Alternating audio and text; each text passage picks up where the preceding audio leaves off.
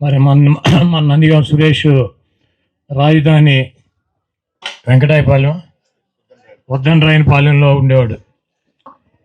చంద్రబాబు నాయుడు గారు ముఖ్యమంత్రిగా ఉండగా అక్కడ ఉన్నటువంటి పొలాలను తగలెట్టారంట. పొలాలని తగలెడటం సాధ్యమవుద్దా? ఆ కేసు పెట్టి సురేష్ని తీసుకువెళ్ళి పోలీస్ స్టేషన్లో కొట్టి ఇవన్నీ కూడా జగన్మోహన్ రెడ్డి గారే చేయించాడని చెప్పి ఒక స్టేట్మెంట్ ఇమ్మని చెప్పి నానా రకాలుగా ఇబ్బంది పెట్టారు. ఆ రోజు జగన్మోహన్ రెడ్డి గారు నాకు ఫోన్ చేసి ఉద్దండరాయపాలెం వెళ్ళి సురేష్ అని చెప్పి మన పార్టీ సింపథైజరు కార్యకర్త పోలీస్ స్టేషన్కి తీసుకెళ్ళి ఇబ్బంది పెట్టారు, ఏమి జరిగిందో ఒకసారి వెళ్ళి నువ్వు పరిశీలించి నాకు సమాచారం చెప్పమని చెప్పి ఆయన నన్ను పంపించడం జరిగింది. ఆ రోజు ఉద్దండరాయపాలెం వెళ్తే సురేష్ నేను చూస్తే చాలా భీతిగా, అంటే పోలీసు వాళ్ళు పెట్టినటువంటి టార్చర్కి చాలా భయపడిపోయి ఉన్నాడు. ఆయన భార్య పిల్లలైతే మేము ఇక్కడి నుంచి వెళ్ళిపోతాం, మమ్మల్ని నా భర్తని చంపేస్తాడని చెప్పి ఒక సామాన్యమైనటువంటి మీలాగా ఒక చిన్న కుటుంబం. నేను అక్కడి నుంచే జగన్మోహన్ రెడ్డి గారికి చెప్తే ఎవరు ఎక్కడికి వెళ్ళవసరం లేదు, నేను వస్తానని చెప్పి ఆయన సురేష్ ఇంటికి వచ్చి ధైర్యం చెప్పి జేబులో మరి 100 రూపాయలు ఉన్నాయో లేవో మరి సురేష్ దగ్గర రోజు బాపట్ల పార్లమెంటు సభ్యుడిగా పెట్టి బాపట్ల పార్లమెంట్కి గెలిపించినటువంటి వ్యక్తి జగన్మోహన్ రెడ్డి గారు. అతని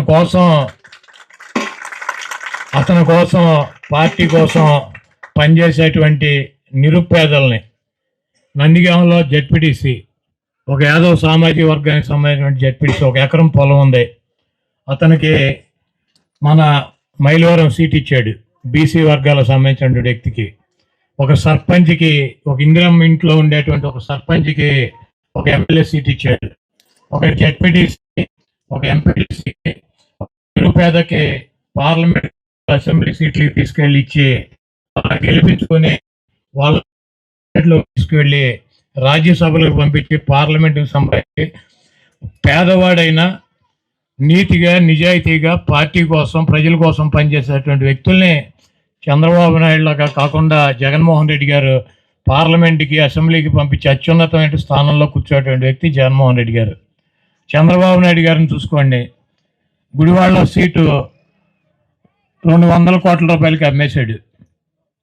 వాడెవడో ఎన్ఆర్ఐ, గుడివాడకు సంబంధం లేదు, వాడు వెళ్ళిపోయేప్పుడు 30 ఏళ్ళు 35 ఏళ్ళు అయింది. వాడిని తీసుకొచ్చి 200 కోట్ల రూపాయలకి 50 కోట్ల రూపాయల ఫండ్ 150 కోట్ల రూపాయలు ఇక్కడ ఖర్చు పెడతానంటే అమ్మేసినటువంటి పరిస్థితి. ఈరోజు చంద్రబాబు నాయుడు గారు డబ్బులు ఇచ్చే వాళ్ళకి రాజ్యసభలకు పంపిస్తాడు, డబ్బులు ఇచ్చే వాళ్ళకి అసెంబ్లీకి పంపిస్తాడు, డబ్బులు ఖర్చు పెట్టే వాళ్ళకి పార్లమెంటుకి పంపిస్తాడు.